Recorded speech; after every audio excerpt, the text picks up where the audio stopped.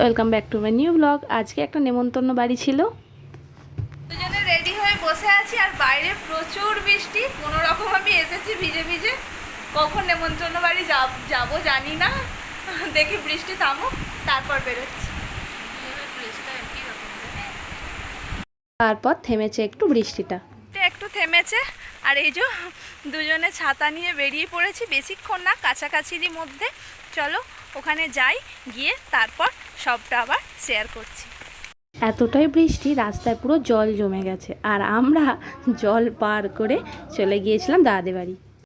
তারপর বসে পড়েছিলাম এখানে রসনার গ্লাস নিয়ে। তারপরে এই যে এখানে বাপিদার ভাইপোর আজকে জন্মদিন ছিল। বৃষ্টির জন্য ওদের ওখানে কেক টেক কাটা হয়ে গেছে, আমরা অনেকই দেরিতে গেছি। তারপর গিয়ে একদম খেতে বসে পড়েছি দুজনে। ছাদে খাওয়ানোর ব্যবস্থা ছিল।